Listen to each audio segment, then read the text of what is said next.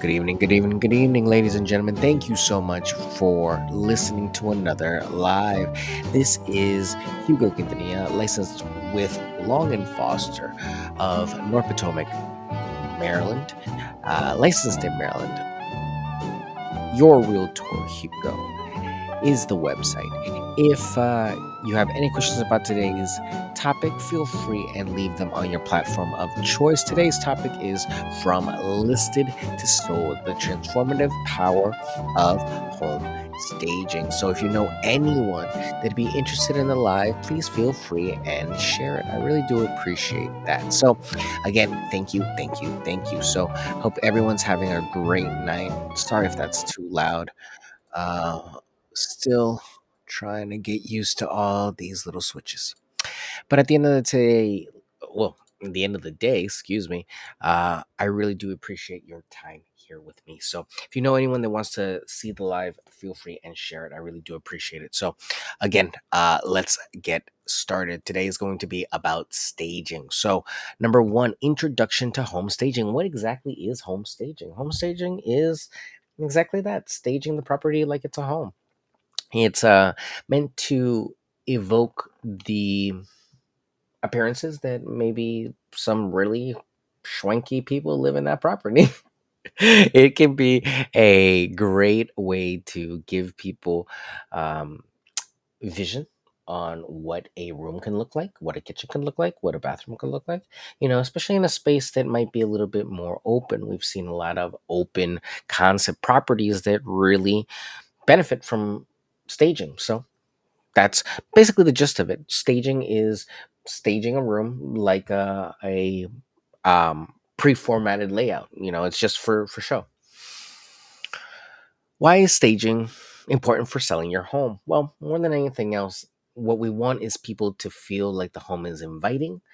They see themselves in the home, and they actually feel that they can bring in their own items and envision their own products in the home. And when you have only a very few select pieces of very nice furniture, it's very easy to just swap them out and think of your own things. Especially if the property is empty, it's very easy to just bring in some items and just set it up and make it look very, very nice.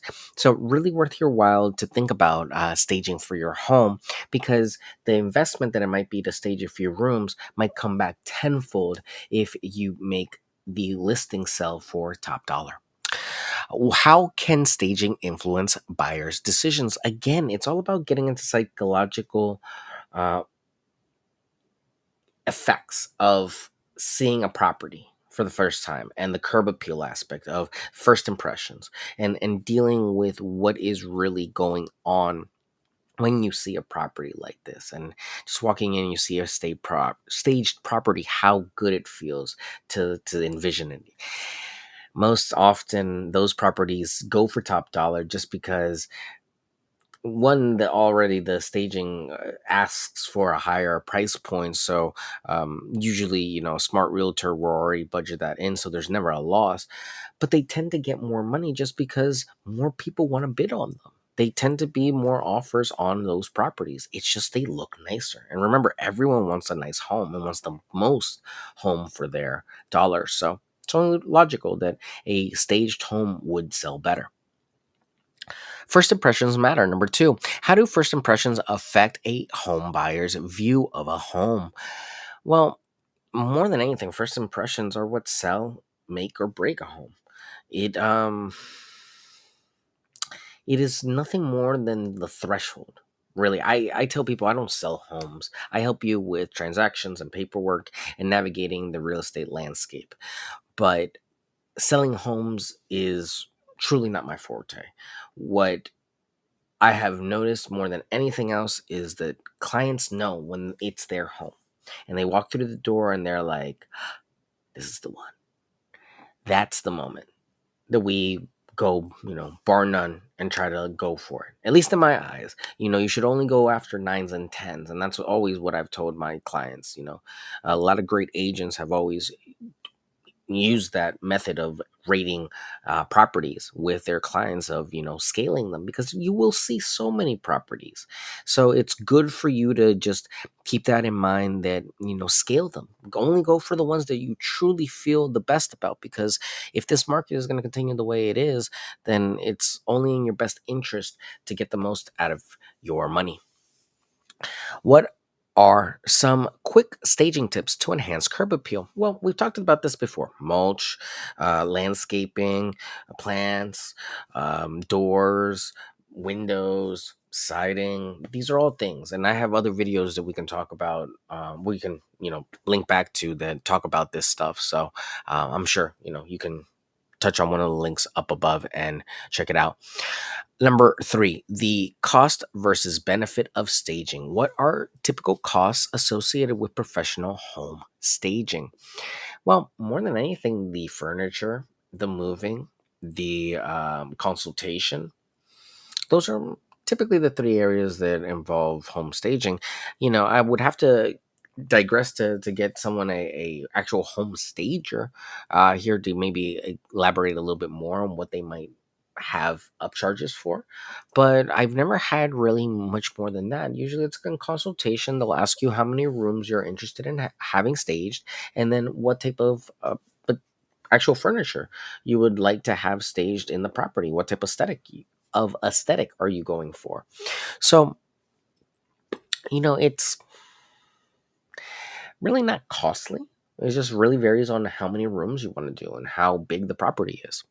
How does staging potentially affect the selling price and time on market? Well, more than anything, it should hopefully sell for higher and less time on market, because we have more people looking at the property and bidding on it. Number four, decluttering, a key aspect of staging. Why decluttering is crucial for staging. Remember, we want the property to be empty as possible so that the stager can come in and put their lovely furniture in there and stage it to make it look immaculate. We want it to look HGTV ready. What are some effective ways to declutter? Well, we've talked about this again before. We talked about the hoarder, mentality, kind of doing away with these things, moving them out, donating them, selling them, yard sale, giving it away, putting it into storage. There are a million and one things that you can do. You can hire a company. There are tons of great companies that work with Long and Foster that can help you with decluttering. Number five, the role of furniture in staging. How should furniture be arranged to maximize space? Ideally, you want to have a flow to the property, and more than anything, you want to make sure that it's cohesive. I've never seen a bad staging job. I've maybe seen some weird pieces, but no, most stagers are usually licensed or certified, depending on the state, and they tend to be very serious about what they do. Most creative types are very serious about what they do. So the what type of furniture are best for staging? Well, lightweight furniture, easily washable furniture, water resistant furniture, sturdy furniture that might be portable, for example, beds or boxes. That's why you should always be careful not to have a little sit on any property that has a staged bed, because you don't know if that's actually a real bed or not. I've been with many a family that has had the inevitable child run over and sit on the bed, and so it happens. But more than anything else, uh, you want furniture that is going to look um, cohesive. Again, a good design. And usually most stagers have sets that all go together and look good together. And they can stage room by room if they don't have a set that goes through the whole house. So let's keep going. Number six, enhancing appeal through lighting. How can lighting improve the appeal of your home? Well, it can highlight certain areas. It can improve walkways. It can make better security. I don't know. You tell me. You can make it smart nowadays. What are some simple changes to make with lighting? More than anything else, the simplest change you could do with lighting, I would think, is those GE LED plus RGB bulbs. Anything that's automatable, a light bulb that might have a different capacity, something that might be connected into an Alexa or into a Siri or a Google system. Those are all very easy innovations that can be added into your home that can add such a pizzazz to your property. And I don't know, you try it out. It looks really cool. Number 7, neutralizing this space. Why is it important to choose neutral colors in staging? More than anything else, it's important because it's bland, it's easily palatable for many people. A lot of people can go ahead and absorb it and take it in and appreciate it and be like, okay, this looks good. Okay, vanilla over here. I mean, it's not everybody can do Rocky Road. There's some people that have to do vanilla. Some people got to do gluten free vanilla. You know what I mean? So it's like one of those things where um, it's got to be easily digestible for the majority of people. You can't have extravagant staging. There's no point to something like that. It really just makes it look like, hey, maybe the homeowner was just really into some crazy furniture.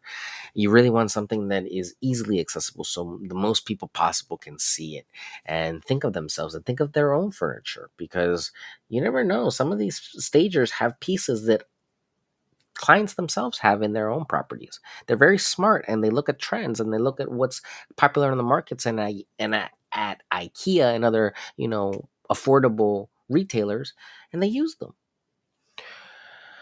Number Oh, actually, it's still 7 part B. How do neutral colors affect a buyer's perception? Again, neutral colors are easily digestible.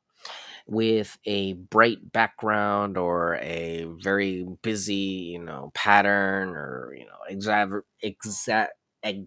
extravagant couches with different finishes and stuff like that, that can all be very distracting, and it can be more the focal point in a property than the actual property, and you don't want that. Put that stuff in storage. I know it's near and dear to your heart, and it you love it, but put it in storage, please. Number 9, the importance of cleanliness. Oh, I'm sorry, I skipped number 8. Number 8, uh accessorizing, adding the finishing touches. What type of accessories are best for staging? That's a pretty good question. I would say the lamps. The lamps are probably the key. Again, going back to lighting, it's an easy fix. You can put a nice few lamps and really change a space. Now, do you want to show a property in the dark? No. So often than not, you want to just have good overall lighting. And that can be a little bit more expensive, but if you would have to pick one accessory in general for staging, I would say that, oh, a dolly. That would definitely be necessary. A dolly, because moving that stuff in and out it's moving stuff in and out. It's moving furniture, and you have to mentally prepare yourself for that and prepare the space for that too. Remember, there are corners or crevices that this is furniture that will need to go in and out. So hopefully your stager is done this before, and they have furniture that's easily fits everywhere that it needs to go. Number 9. Actually, no, number 8B. How do you balance between too much and too little? I think that's a very good point to actually go back on. Um, I kind of think that when a space feels too cluttered, I think it's too much. I think when there's too much open space and it's giving hospital room, I think that's when you have too little. There has to be a happy medium in between both, because it can be a little much sometimes. So again, you don't want to overcrowd a space. You want to make it classy, a few pieces, but you want to give it cohesion. At the same time, you don't want to just put a bed in the center of the room and just leave it at that. You know what I mean? Number 9. The importance of cleanliness. How does cleanliness impact a home's staged appearance? Like always, ladies and gentlemen, it's cleanliness is next to godliness, and it really does help to make the property show better. It Walls are brighter, things are more noticeable. The gleam of the property is there. It really makes a difference. Paint has a certain finish to it that you can notice when it's clean, and you'd be amazed how many places it's dinginess. You know. Number 9B, what areas should be focused on during the cleaning process? Well, by far the most common areas, the ones that are the walkways, the byways, about the 20% that really you go through, the ones that really, um, the ones that really, you use on the daily, because your bedroom, your walkway, your kitchen, these are all things that you use every day, and they're the ones that your potential buyers are actually going to be using every day too. They're going to be going through these spaces, looking around, seeing in the corners, the nooks, the crannies, the dust, seeing everything. And it's when you're buying a home, even if you know that dust is something that you can remove and clean, you're gonna charge that seller 5,000 off the price just because it's dusty, just because you don't know what the dust might lay underneath. That's just buyer logic, and you don't want to open yourself up to that, because you will get lower offers for a dirty place, and it's just you don't. No one wants to buy a dirty space. So prepare the space as much as you can and mitigate. Use some of these factors as much as you can to really take advantage of the ability to have the property look the best that it can. You only get one shot at doing it. And that's the most important thing. Using that opportunity to make the best first impression. 9B, what areas should be focused during the cleanliness process? Oh, talked about that. Last one, actually. Number 10, final thoughts and call to action. Well, more than anything else, staging is important, should be budgeted for, and you should do a lot of the pre-staging work before you consult the stager. Now that means that cleaning the property, decluttering, moving stuff out, making the space available, those are all things you can do on your own. You don't need a stager to do that, and those are all things that you can use to your advantage to save money. Those are all things that, again, if you do them on your own, you save yourself money. But, to each his own. Really, the benefits of staging come down to the stager and the vision that you work with that stager. Remember, we're looking for key areas like bathrooms if possible, but living rooms, kitchens, and bedrooms. Okay. Um, what else can I tell you? Really consider professional stagers. Consult with a staging expert. Make sure they're licensed, and make sure that they are people that have good referrals and good reputable reviews, because that is really one of those things that I think is it's just with everything else. That's why you chose a realtor. That's why you come to me, because we are licensed and we are experts in this area. So I really do appreciate all of you tuning in and talking about staging with me. If you're tuning in late, the topic for today was From Listing to Sold: The Transformative Power of Home Staging. And the 10 tips for staging your home are basically knowing what staging is and how it can benefit your home. Realizing that first impressions matter. Number 3, understanding the cost versus benefits of staging. Number 4, decluttering and taking advantage of that key aspect of the staging process. And potential earnings opportunity that you might have to save yourself money. The role of furniture in staging. What type of furniture would you like to bring into the home? Those are all things to think about. Number six, the enhancing appeal through lighting. Considering what type of lighting would benefit your space. Neutralizing the space using neutral colors in the paint, in the furniture, in the staging, making sure that all of it is a good cohesive vision.